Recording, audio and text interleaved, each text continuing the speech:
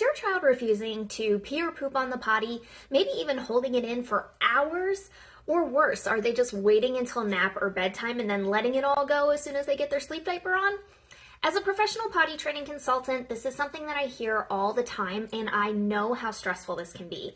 But please trust me and know that you are not alone in this, and there are some ways that you can fix it. So in today's video, I'm going to walk you through exactly why it happens, and most importantly, how you can help your child get past it.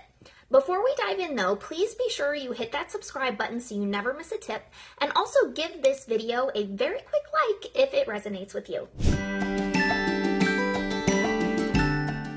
Here are 5 examples at a glance of what withholding behaviors can look like during potty training. First would be most obvious, and that's not peeing for long periods of time, 6, 8, or even 10 hours or more, especially if this is atypical for your child before potty training began. Physically holding their pee and poop, crossing their legs, covering their bottom with their hands, or dancing and squirming around, but not making an actual move to go to the potty or even to just have an accident. They're doing everything in their power at this point to keep the pee and poop from coming out of their body. They could be holding it until they are physically uncomfortable or in pain even, which can cause a lot of emotional stress, understandably, and sometimes meltdowns. They could also be holding it in until bedtime when they're finally relaxed and they have access to their diaper again, and then let it all go.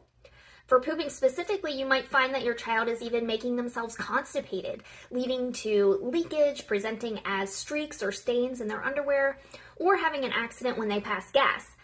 Your child might not even seem aware of the accident when it happens in this case.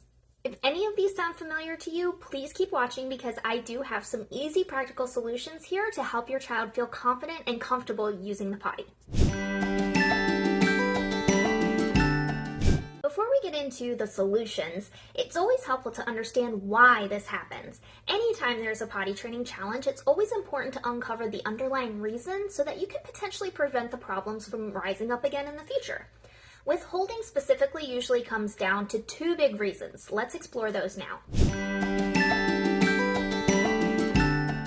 Okay, think about it.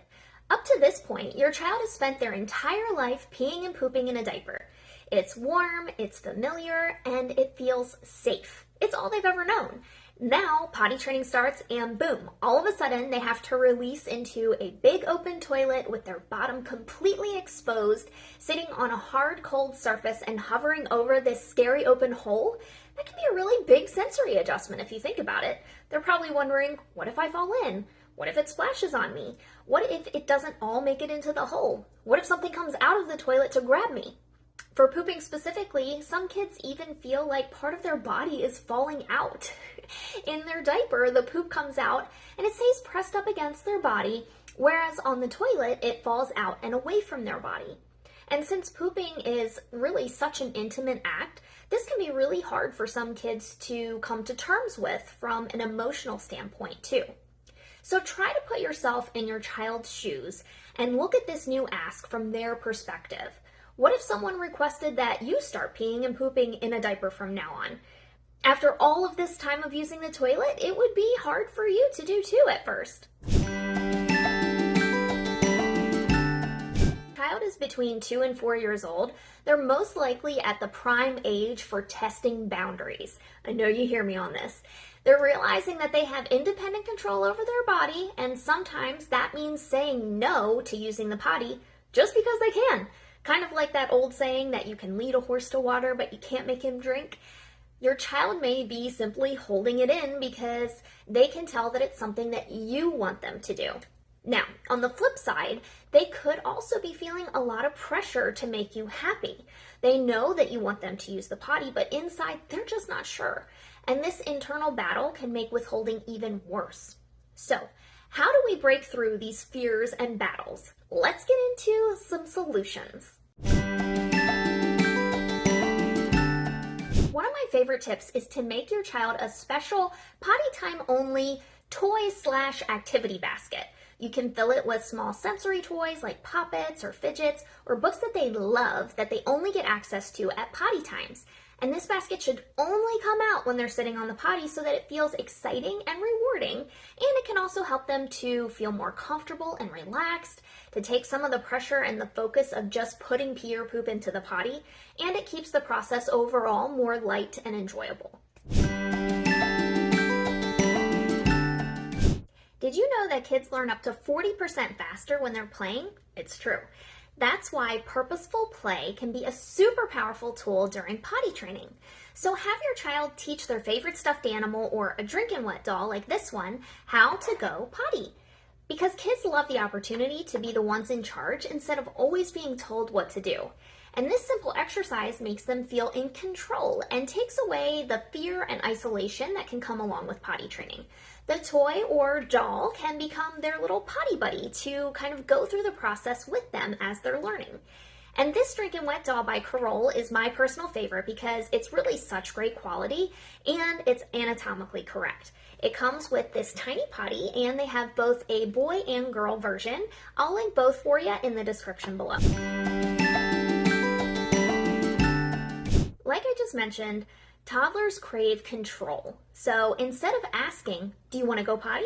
Which they'll probably say no to, by the way, give them simple age-appropriate choices about their potty use, like, do you want to use the big potty or the little potty? Do you want to read a book or sing a song while we sit? Would you like a Skittle or an M&M when you're done? This helps kids believe that using the potty was their idea, and it's my #1 tip for reducing resistance and power struggles during potty training. One of the biggest reasons that kids hold it in is because they are waiting for you to give them their diaper back.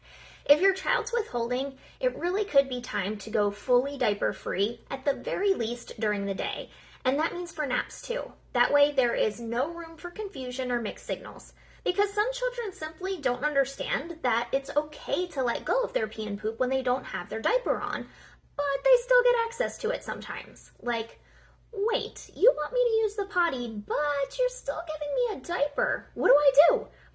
Mostly, they will choose the comfort zone of diapers every time.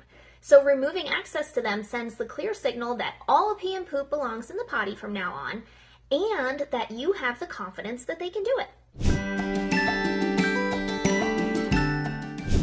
Now, I almost always encourage parents to try to push through potty training just to keep things consistent and maintain those clear new expectations, but there are a few times when taking a break is truly the best option. So let's see if any of these apply to you. A break might be in order if your child is holding pee for 12 or more hours or poop for 3 or more days, if they are in actual palpable distress, crying, shaking, or somehow showing extreme fear, if you are feeling too burnt out or overwhelmed, or if it's affecting your relationship with your child, or if it's been at least a full week with no progress at all. If any of these apply, take a break for a few weeks, or wait until you start seeing strides with your child in other areas of their development, and then try again when everyone is in a better headspace. Up to 40% of parents admit to needing more than one attempt at potty training, so don't get too down on yourself if this happens to you too. Potty training is a big milestone, and sometimes it takes a little longer to get through those roadblocks. But I promise your child will figure it out with the right support and encouragement. If you found this video helpful, please be sure to hit that like button, subscribe to my channel for more potty training tips, and be sure to check out all of my resources on pottytrainingconsultant.com. You've got this, and I'm here to help.